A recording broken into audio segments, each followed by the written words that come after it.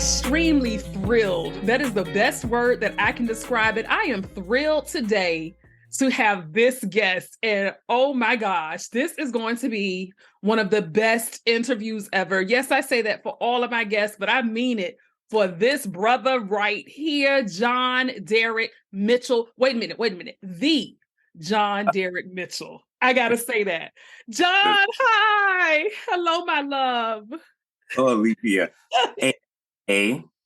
Lily. Lily, yes, that's how you know me, Lily. That is totally okay, Lily. So look, oh my gosh, you all know him as John-Deric Mitchell. You will hear me calling him John because that's what I call him. But it is such a true honor to have you on the Power Transformation Podcast. And for those of you listening, if you don't know John now, oh, you will know him by the time this podcast is over. So let's start there. John, just briefly, in a nutshell, without going into too much depth, but this is the question I want to start with. Who is John-Deric Mitchell? Oh, I've never been asked that. Thank you. Who is John-Deric Mitchell? John-Deric Mitchell is a ball of energy who's also an introvert. I know it sounds weird. Like, I love being alone. I love being in the house. Thank God for COVID. It kept me in the house. I felt safe. That's my safe place, is being in the house. Though I love to be on stage, though I love to be in front of the camera. Again, to me, that also is another safe space for me. What else about me? I can be loud when it's time to be loud. I know how to bring it back down and be myself. That's John-Deric Mitchell. And although you said that you can be loud, but you also know how to be yourself, that part is a part of you. So it's not separate, so embrace it all. Embrace it all. So John, you have quite an interesting story, but let's kind of briefly talk about profession. If a person were to ask you, John, what do you do? Professionally speaking, what would you tell them? I'm a true Jamaican. So I'm a cheerleading coach during the day. I'm a personal assistant by day and night. I am an actor, I'm a dancer, and print model. Wait a minute. No way. Wait a minute. Somebody hearing this like, what? He said he's what now? Y'all, he ain't lying. This is what John does. He ain't never lied. This is John all the way. He is a jack of all trades, but I'm going to say a master of them all because he does them well. He is not the kind who just flits from place to place to place.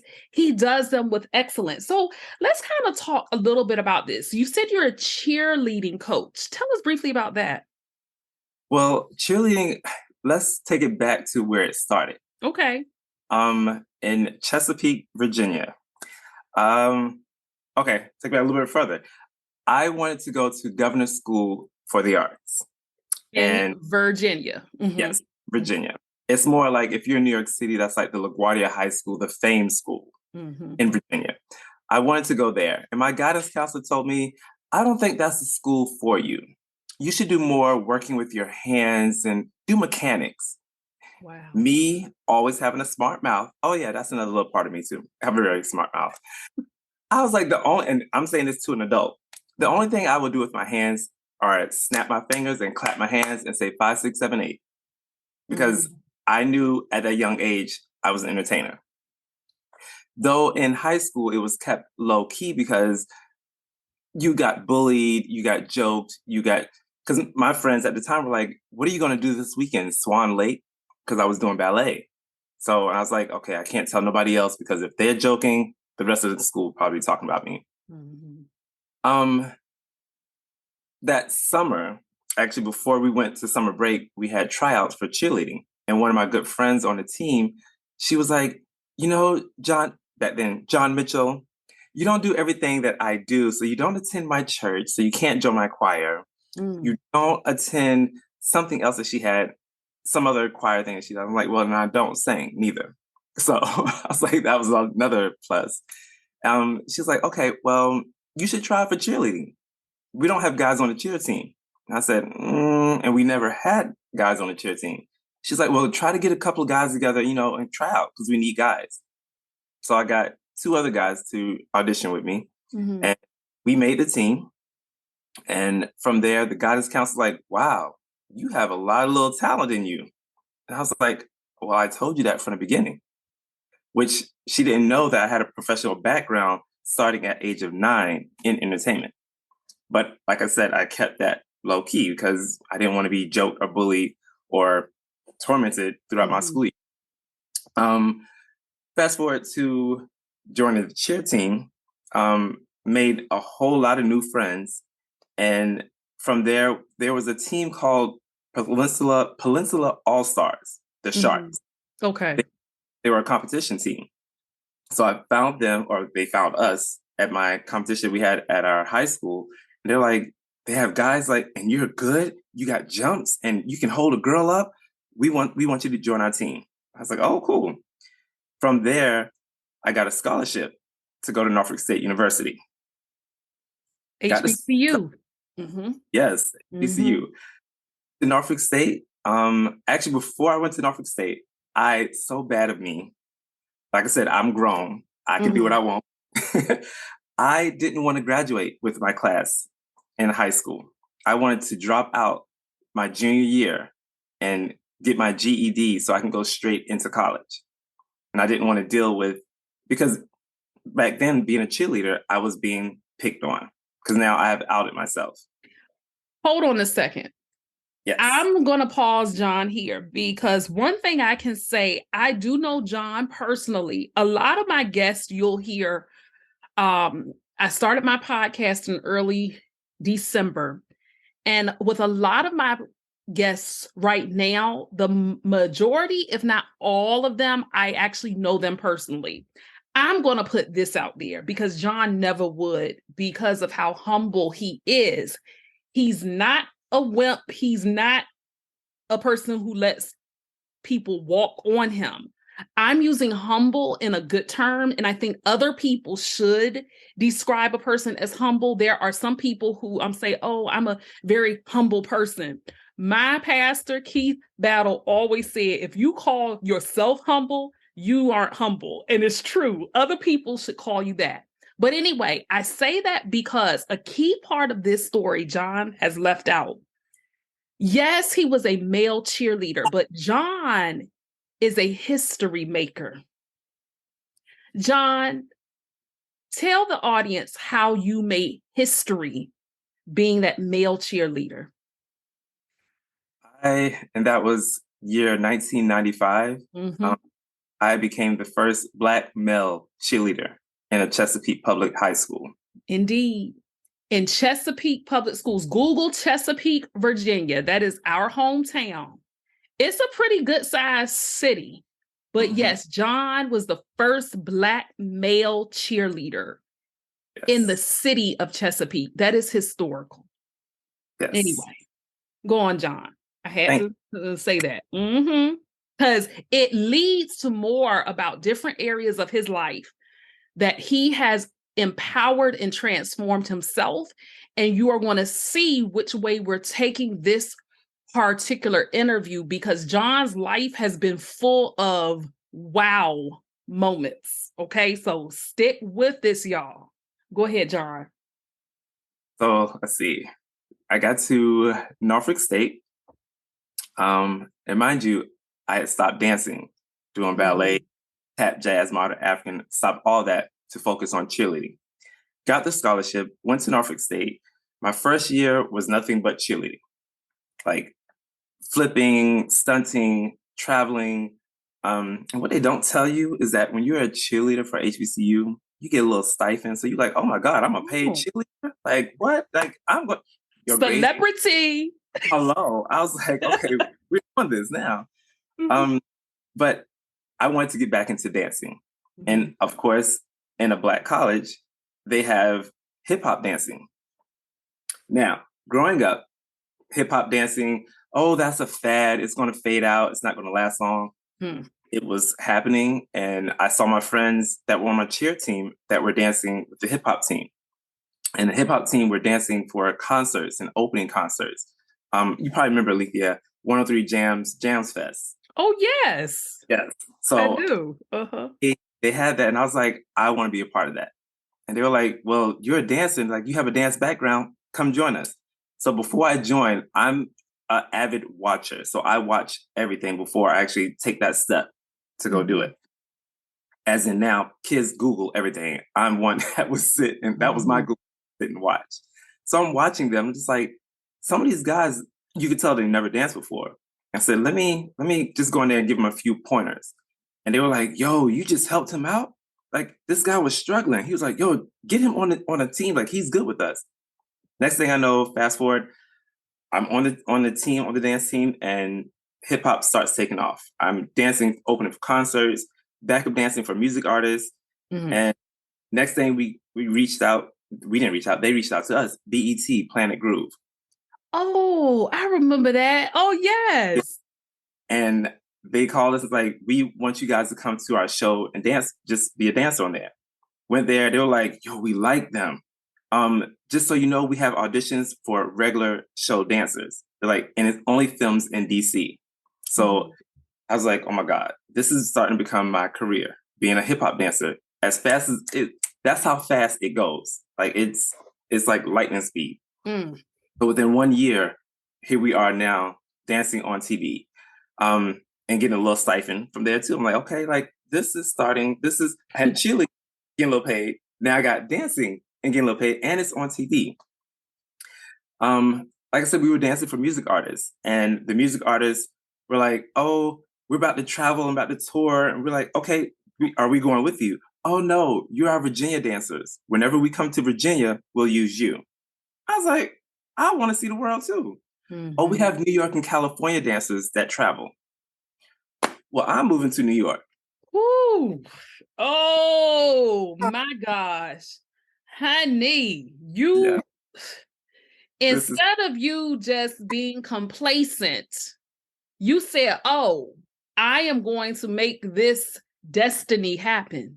Yes. So what did you do when you heard that? So, mind you, forgot to give you one little snippet. Like I said, I'm a little badass. Sorry. No, look, wait. I digress. Go back and hear your BFF Dina's episode several ones back. She dropped the F-bomb. So I let folks say whatever they want to say up here. Okay. Go ahead. Go ahead. In school, now remember, I wasn't allowed to go to the governor's school for the arts.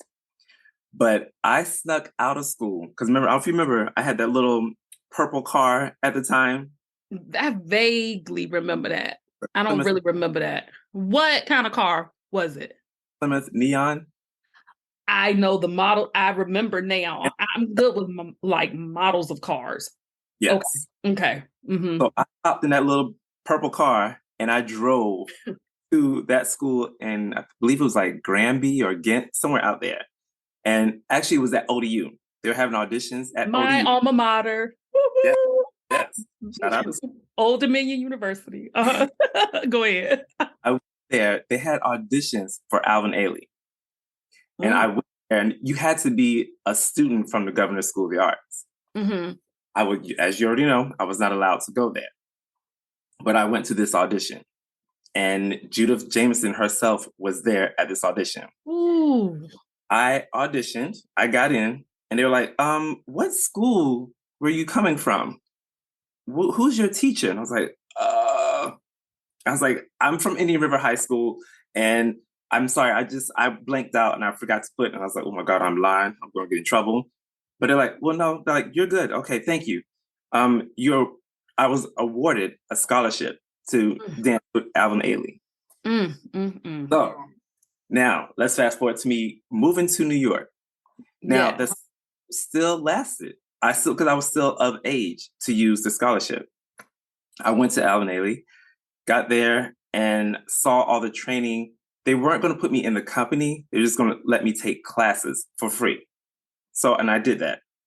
Free 99, I'm going to take it. That's right. So I took the classes and I saw some of the company members and they were like, well, since you're not getting into this company, you ever thought about getting into another company like Donald Byrd?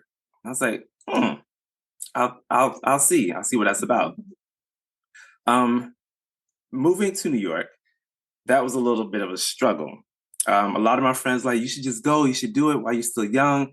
Because also back in that time, they were saying by the age of 25, your career is done.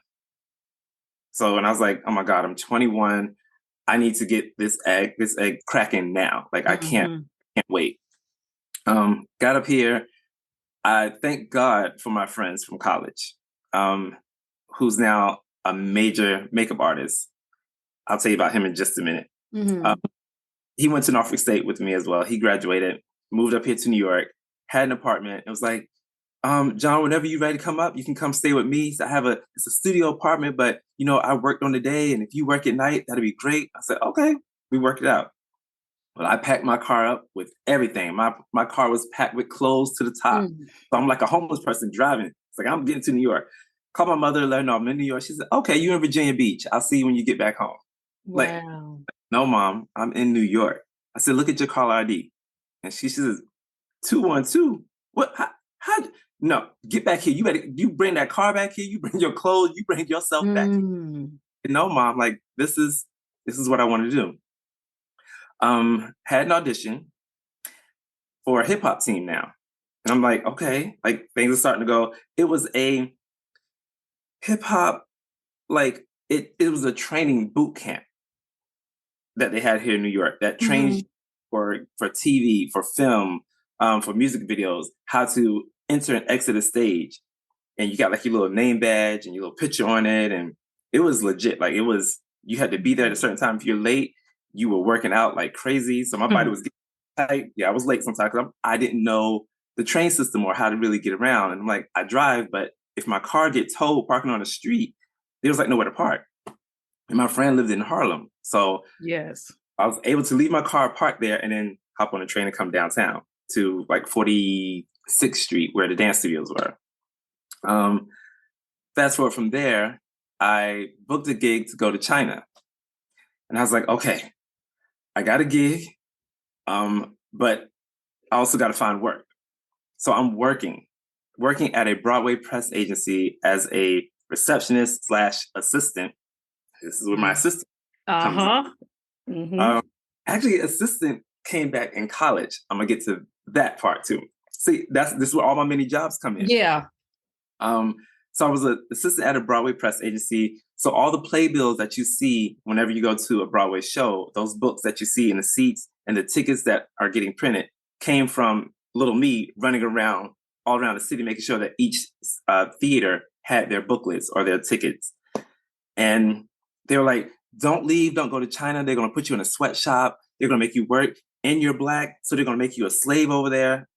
Listening to, I hate to say it, the white people at the time. Interesting. Like, yeah. And I was like, okay, should I? But then after I had the audition, because you had to, everything that I've been through, you had to audition everything. Met the coordinator of it. He was a man from China.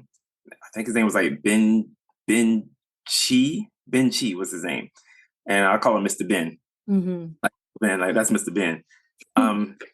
He was so smooth, so like debonair. Like he was just everything. Like he came from a magazine. And then he and I were talking, and he was like, you really want to do this in this business? And I was like, yes. So he showed me his side of what he's done. He was a dancer / print model. And he was showing me all his pictures and all. He said, you could do this. He said, you're a little short, because I was a little short. I'm not 6 feet tall.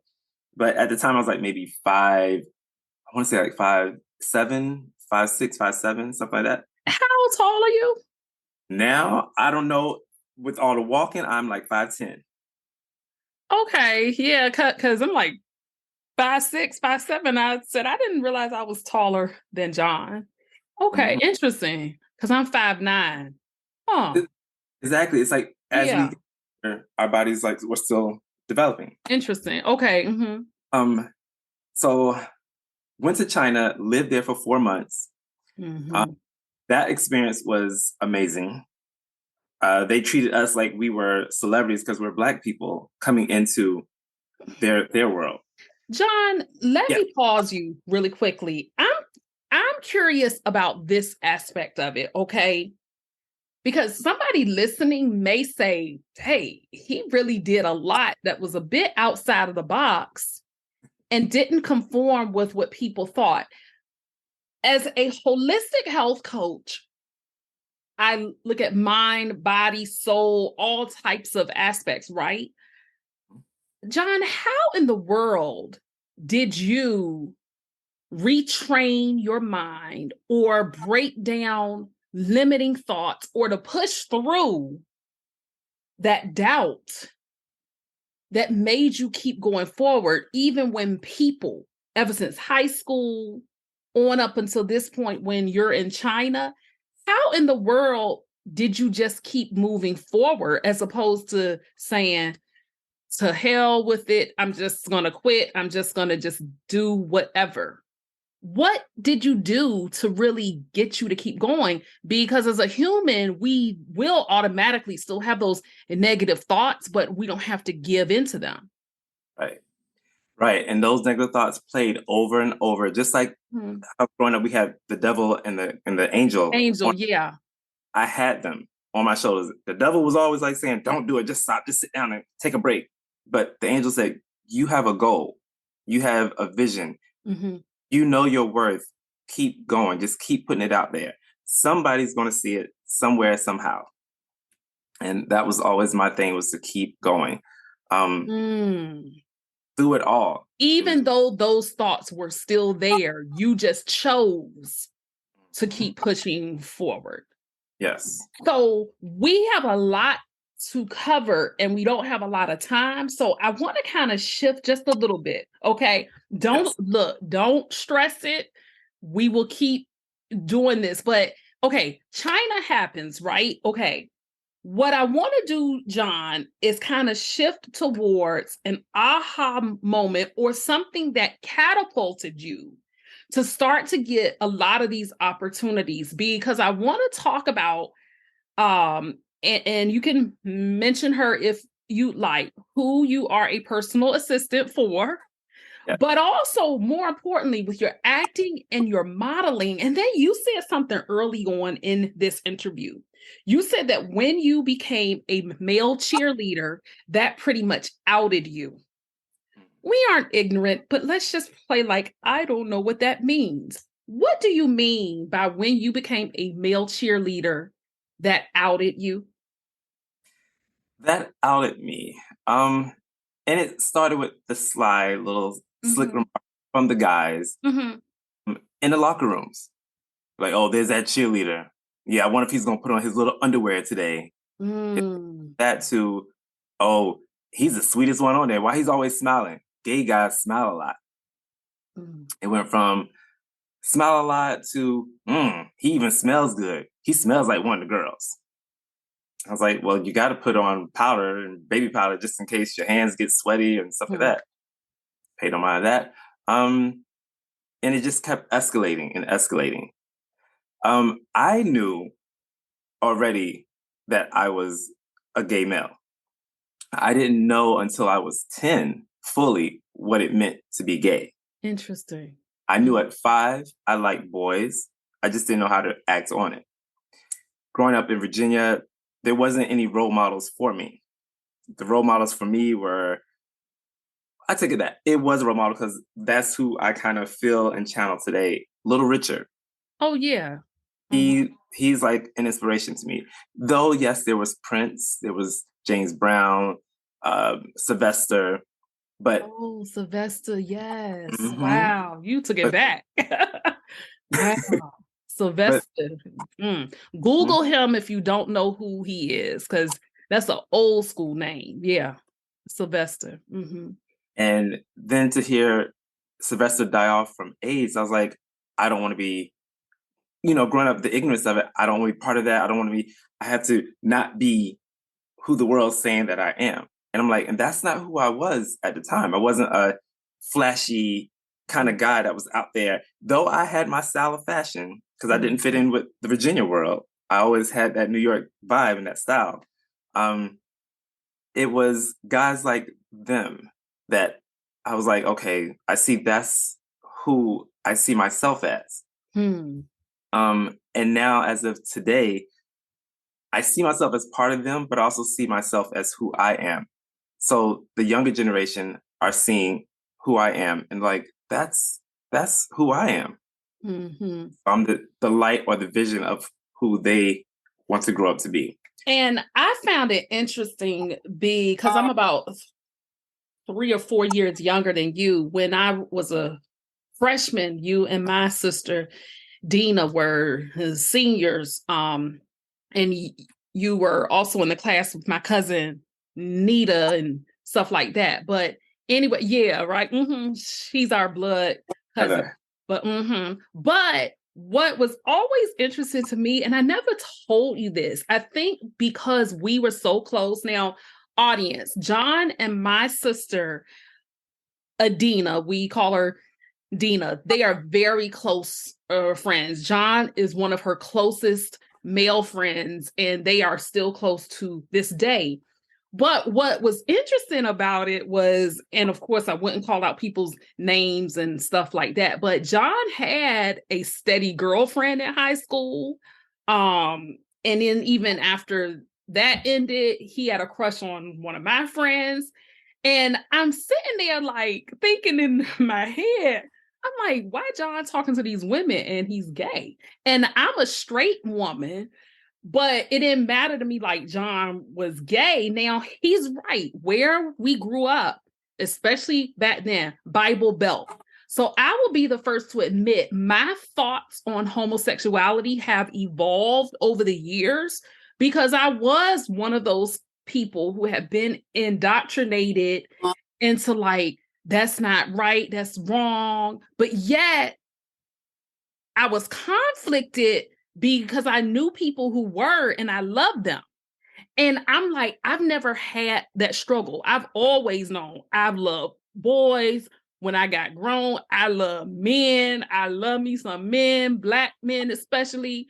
So my whole thing, right? So I've been straight. So it's never been a struggle for me with my identity. But what I always found interesting, John, and I never told you, I always knew you were gay. And I'm like, why is he talking to girls? But now I get it, how you couldn't walk fully then in who you were until you came to that realization of self, which helped to empower you. And I'm bringing up this aspect because it leads into the fact, you all, that John, I don't think he said it earlier, John is also an advocate for the LGBTQIA plus community. He is a true advocate, and I consider myself a true ally for people of that community. Because I've learned more, I have friends who are in that community, and as a heterosexual woman, I can be completely okay and loving and accepting of who these people are because they are still human like me. And when you do your own research and when you ask questions and you really seek to understand, it does give you a greater awakening. And although I've said on this podcast, I'm a follower of Jesus Christ, but there are over 3,500 religions in the world. And I'm not going to go that route, but there are over 3,500 religions in this world. And Jesus epitomizes love. And when I talk to you and I talk to others to really try to understand, oh my goodness, I can see why you all do the advocacy that you do. And I want to touch on something very, very briefly here. You all, John starred as a regular extra in one of the most phenomenal series that has ever been created. And I will say that. And it was called Pose. Yes. My mom is the one that got me into Pose, actually. Oh, wow. Because mommy had heard about it. She started watching it. And of course, Dina knew you were an extra. So then I started to watch it. And from Billy Porter to, I don't know all of the actors' names, but Pose, oh my gosh, it talked about the AIDS epidemic, specifically in the 1980s, but also more importantly, exposed me to a world of houses and balls that were so poignant to me. And then I started a series of questioning John several years ago because of different posts he made about houses. So, John, this is where I'm going to lean back, okay? We paused at China, but I want you to kind of fast forward some. Yes. To talk about specifically how you embracing who you are as a gay Black male has led to the transformation of where you are even now in this entertainment industry. Back in the day, people didn't want to pay full homage to ballroom. It was because of ballroom. Ballroom helped me to become who I am today. Ballroom actually found me before China.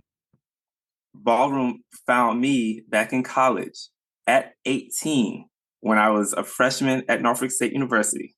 I was approached by Justice Hargrove X and Jack Mizrahi of the House of Mizrahi.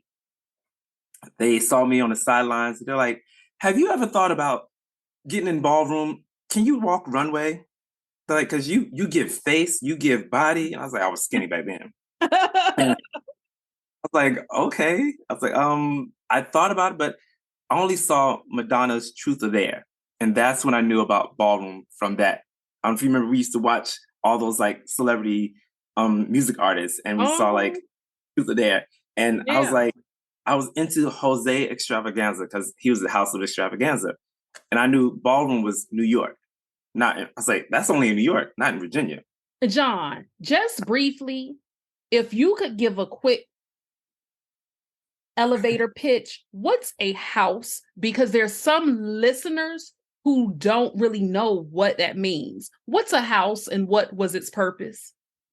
So a house is something, I would say, for like the straight world, it's like a gay gang, but we're not a gang. We don't fight, unless we have to. We don't fight or battle. We only battle and fight, and not really fist fight, but it's like a dance battle on a floor at a function, which is like a dance, a huge hall that we'll come to, and it's a battle back and forth on a runway. It's an open runway, like a Soul Train. I'm trying to give you the straight version of it. Yes. Like a Soul Train line of dancers that go back and forth like a b-boy battle. But it's different categories that are listed in magazines from like Vogue magazine. So we take different poses and different styles from the magazines and battle the person. And so that really became a key part of your community when you moved to New York. Yes. And building the house, you found your niche with other people in the community, in that house, in that group that were just like you, or either gone through the same things you've gone through, or you can have something that you can speak on, because it was looked upon as shameful as people over there, keep them on that side, people that were not allowed, even in the dance world, it wasn't allowed. If you were a voguer, you're not a professional dancer. You cannot dance. Wow. Now it's looked at as one of the top, like, Martha Grahams of dance. So, but it took fight and struggle to get there. Ballroom has been around since 1926. And actually, before then, way back before then, but it gained its notoriety in Rikers Island, the gay men in Rikers Island. They were doing balls, they were flipping through magazines and trying to see what poses they want to do next and how they want to look. What? And the drag queens had their balls that were going on, they helped bring that more to light because the drag queens were coming from jail and now going to their own bars and taking what they learned in the cells out to the clubs. And then they were finding other gay kids. They're like, come on, you want to do this? Let's do this. Let's make this the house. You're going to be my kids. So this is where the word kids, whenever you hear gay people say, oh, these are just the kids, or look at the kids. It's because it's that youthful, like Michael Jackson, it's that youthfulness that was still within them that would come out when they were performing. Yes. So we were adults, we were the parents, the older ones were the parents who looked out for the younger ones. Like, you need a little money? Here you go, baby. You get a job yet? Are you finishing school? Or are you doing this? Like making sure they're taking care of themselves. And too, a lot of the people from my understanding would join these houses because they were often ostracized or outcasted by their own blood or birth families. Correct? Yes, correct. They were kicked out of the house for nowadays it's more, I see more because kids want to be trans. They're going down the trans route instead of, oh, I'm just gay. It's like, it's a whole new rebirth of like the LGBT community. It's out, yes, gay, lesbian, or bi. Now it's more trans. And I'm telling you, these babies, they know at the age, like I knew at 5, they know at 5, more advanced what they want and where they want to go than what I was when I was 5. And you identify as gay, not trans, correct? Correct. I do drag. Yes, you do drag. And that's also clarity, is just because a person may do drag doesn't mean that they're trans. Correct. Mm-hmm. And actually, I know of some straight men who do drag, but are straight. So it's really, really interesting. Okay. And so all of that was pre-China. So after China, you get back and you're more full force into this entertainment industry, still trying to get to where you have to go or want to go. And your vision is not even yet completely fulfilled, and you're in your 40s. Right. Now I'm in my 40s. But back then, after coming back from China, I still had to put on that mask. To dance hip hop. And I had to dance like hard and give like face and all that. I couldn't be like real soft. I couldn't be that. Though when I was dancing back up with hip hop artists, they were like, there's something about you, man. Like you should do voguing. You ever thought about voguing? Mind you, like I said, I was in the house of Mizrahi back in Virginia. When I moved to New York and Jack Mizrahi had already moved to New York, he was like, you should get with your house brothers and sisters. And I was like, I've seen them. They're beautiful. They look like they went to Brazil and got this body work done and this face work done. I don't look like that. And he was like, in time, honey, they'll train you. And I was like, let me go down my route and see where I want to go with this. I took a few years off from ballroom altogether. 2007, right after Willie Ninja had passed, they had an opening for new members to join his house. I went through 3, like I said, everything I had to do was an audition. I had to go through 3 days of auditioning. That's not 3. Intense. Yeah. Oh, auditioning in New York and California is major.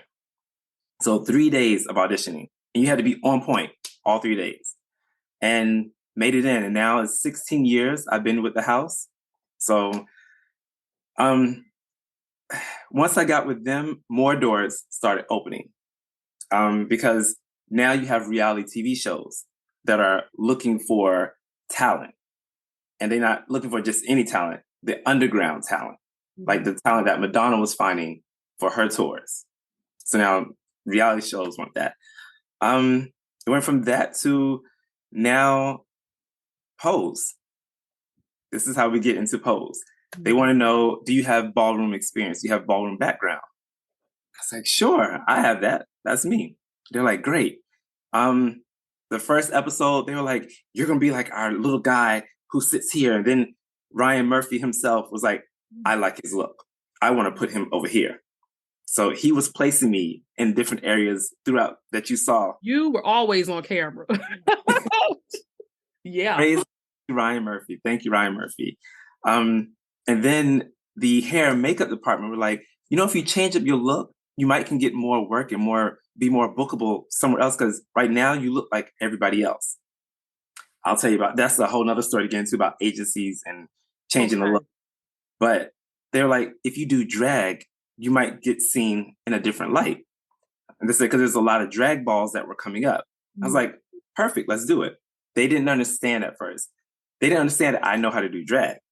I learned drag from being in entertainment back when I was from 7 to 13 years old.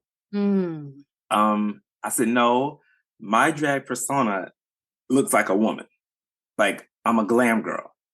And they were just like, okay, let's just put a wig on them, put a little lipstick, put a dress on them, and send them out. I was like, now I look like Aunt Esther. Like, no, like, we need to revamp. So after they got it, they were like, oh my God, like, we put a wig on and makeup, you just come alive. I'm like, I told you all, she's in here. Just help me bring it out. And we want it for TV, so it has to be top notch. Can't just be any old thing. So after that, they were like, drag them up, put them in drag, get them done up. So I was always constantly in drag. Or if I didn't feel it, I was like, no, I want to be dressed as myself. Like, I had those by now, by season 2, I had those options to say yes and no. I don't want this, I don't want that. By season 3, I was like, I'll come in like, how are you feeling today? What do you want to go as? John, or because my drag name is Aaliyah. Do you want to go by? Oh, I didn't know that. Okay. Yeah. They're like, do you want to be John-Deric or do you want to be Aaliyah? I was like, let's be John-Deric today. We're a little zhuzh up. So some skinny jeans, or back then it was like cowboy jeans and a vest, and my hair was turned to the side with like something over the eyes, and that was it. But it was still me. So, but yeah. And now I'm married. Yes, you are. Always had that thought in my brain when I was 10. I was like, I always see my life. They say, where do you see yourself in 5 years? I could never really say where I saw myself in 5 years, but I always had a vision of where I saw my future. I saw past the 5 years. Like, I knew at 10 years old, I said, by the time I get to high school, I'm gonna have a boyfriend. I had a boyfriend all through high school. Yes, the stories are coming out now. I had girlfriends who I loved dearly, and one I was going to marry, but I didn't want to ruin her life, and I didn't want to ruin any of that. So we broke it completely off. Yeah. And by then, I'm in college. I'm getting into ballroom. I'm finding out who I am, what ballroom is, what being gay is. And then by the time I got to New York, I was like, well, actually, back in high school, they asked, where do you see yourself? And I was like, well, I know I'm gonna have a house. I know I'm gonna have a car. I know I'm gonna have a dog. And yes, I know you do. I know I'm gonna be married, but married to who? I could never see that vision of who. But I knew I was gonna be married. And now here I am, New York, dog, husband, got a condo. Like I'm living out my future of what I plan and my goal. So that's what I would say to any person. That's encouraging to me, because I've been waiting on a husband for a minute. I done had some counterfeits. Had some counterfeits. No more counterfeits, okay? I've been through it with you, sis. I know. I'm not gonna lose hope. Love can come at any age. I'll be 42 in August. Amen. And no shade to any of the men that I have been with at all, but life happens. But you're right. I think that once you realize your self-worth and you truly know how you want your life to go, what you see, you start to exude a certain level of energy that can shift the entire vibration of what's happening. And people don't get freaked out that I'm using these words, but it's true, okay? I'm spiritual and also scientific, okay? And God creates all of this. So vibration, energy, all of that is real. It is scientifically proven. And John, the fact that you were able to speak that, but also stay intentional with the way that you framed your mind and the actions you took to get there is how things in your life have continued to evolve, as well as trusting God, because John is a man of faith. And so he definitely depends on God for every ounce of his being. But I like how you said that, John. I really do. That's very encouraging. Yes. Just keep going. And I was just having this talk last night with my husband. Telling him I not only manifest, but I pray. I pray for everything that I've gotten, where I've gone to, what I've gotten through, what helped me get out of. Prayer. Yes. It helps. It helps. Yes, indeed. It certainly does. And John, oh goodness, I say this to a lot of guests, but I ain't jiving with you. I'm gonna have you on again in the future because we still have a lot of angles to kind of touch on. I wanted people to have this like brief expose in a sense of John-Deric Mitchell, but also how you have been so intentional about your goal setting, about the way that you shift your thoughts in your mind to allow things to happen in your life that is so encouraging. And just say briefly, we won't go into it, but John, can you tell the people who are you the personal assistant for? I am the personal / executive. Oh, excuse me. Executive. Exactly. You better speak that. Excuse me. Okay. To Miss Kenya Moore of the Housewives of Atlanta. Miss Kenya USA. Moore. Yes. So that's how I first knew her, as Miss USA of what year again? 1993. Like, it's been that long? Dang. 1993 and then 1995, she was the second Black Miss USA, and I was the first Black male cheerleader. That's amazing. The 90s were like opening doors for us. Kenya Moore, yes, that is legit. Kenya Moore. And if you are somebody listening and aren't sure who she is, that's okay. Google her, because and John, I say that because I'm so happy to say I have a vast audience. I have people who are in Germany listening. I have people who are in Japan, somebody in South Africa. So I'm like, yes, God. Huh? I'll say moshi moshi too.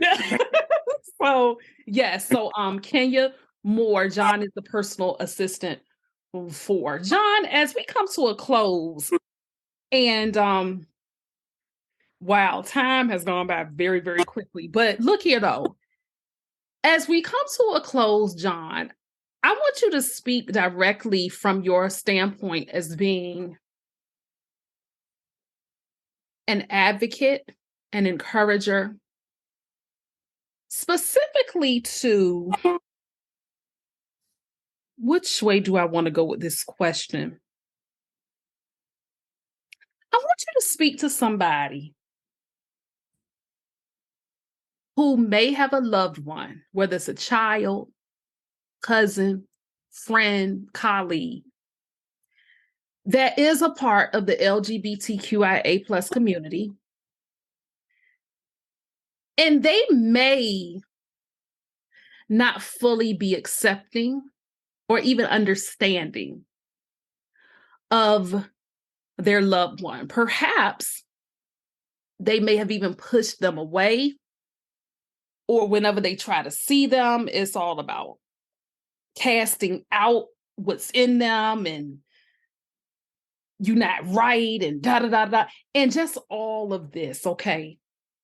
And while we are respectful of where people are in their beliefs and their faith, or maybe lack thereof, what would you say to somebody that may be very conflicted as to where their loved one is right now, and perhaps have pushed them away or have just made it clear, like, I'm not really about that?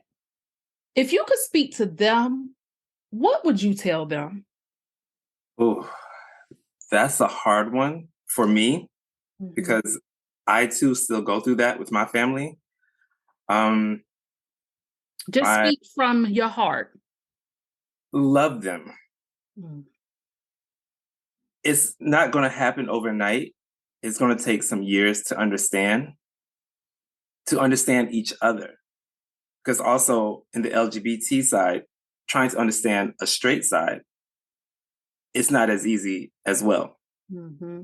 There's trauma on both ends, and both ends got to come together to get a better understanding of where each one are going and where they are now. Like I said, this is a hard one because I know it is. And I thank you for the courage. And I never want to do anything for any of my guests that's going to make them uncomfortable, but I think that your voice is powerful. You epitomize love. You have always consistently, I've known you now for 30 years, actually a little bit more, because I first met you when I was in middle school and you and Dina were in high school. And you've consistently been the same John in terms of character and integrity. And that's why it never mattered to me what your sexual identity was, because you loved me as your little sister. And you were kind, and the respect you had for my parents. And I would even dare to, They were my parents too. That's what I'm saying. And that the love that my parents showed to you. And for those of you all who don't know, my father is a retired pastor and psychiatric counselor, but my parents, my daddy, mama, to this day, they love them some John. Because love just, oh my gosh, love is so healing. Yes. Love is so healing.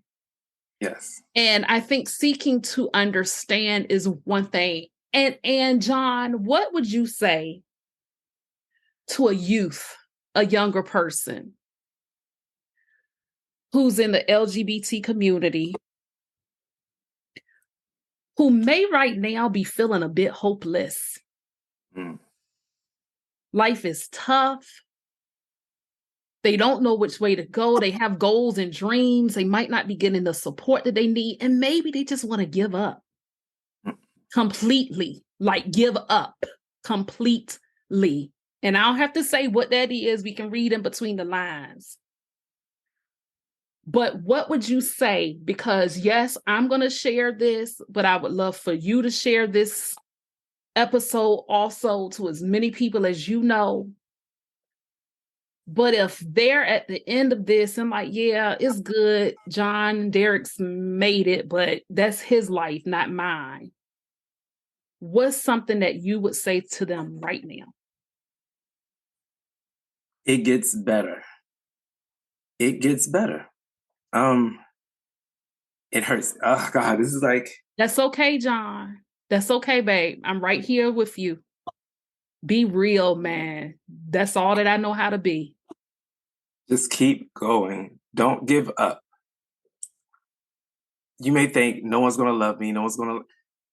You haven't even reached your top pinnacle of where you're trying to get to. You're going to get there. Just keep going. Don't stop. So many people are going to tell you you don't have it. You're too gay. You're too sweet. You're too flamboyant. And guess what? You're just right. You're just perfect. You're just enough. You're more than enough. You are what someone else out here is looking for. They just haven't found you. Mm. Now with the world with social media, stay on your track, stay on your path. Try to stay, I hate to say this because there's so many different avenues, but stay on the good foot. Yeah. The good foot, you don't have to be the next Kim Kardashian. We already have her. Be the next you. Stay true to you. Stay true to who you are. Finding who you are. Keep finding yourself. We're like caterpillars. We get into our cocoon and a butterfly is going to come out. Just keep going. Keep living. Keep striving. Better is coming. It gets better. You have to fight. Oh my God. Every day.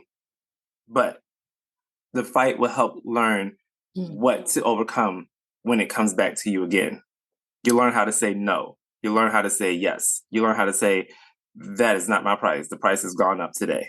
Just keep going. How can people connect with you, John? So glad you asked that. How can people connect with you? I am Google-fied. You can Google me. I'm all on social media under John-Deric Mitchell. If it's not J Do the Do. Could you spell out your social media handles, please? Yes. My Facebook is John, John -Deric, Deric, Mitchell, Mitchell 2. That's 2 I's at the end, 2.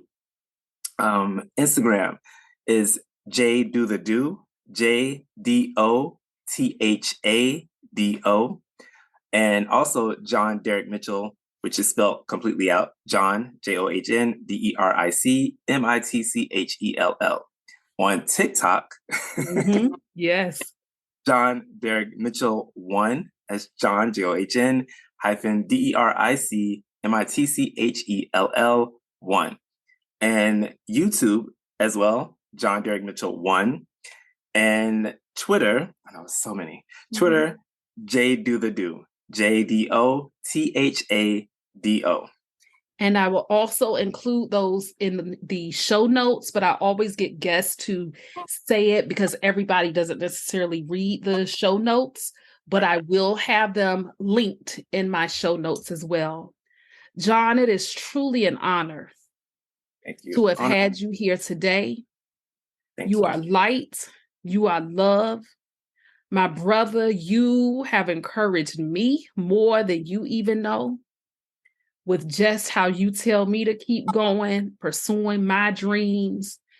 You have been there behind the scenes, even when I was at my worst in sickness, checking on me through Dina or just randomly texting me. And I'm at the point in my life where I thank God that I'm thriving now.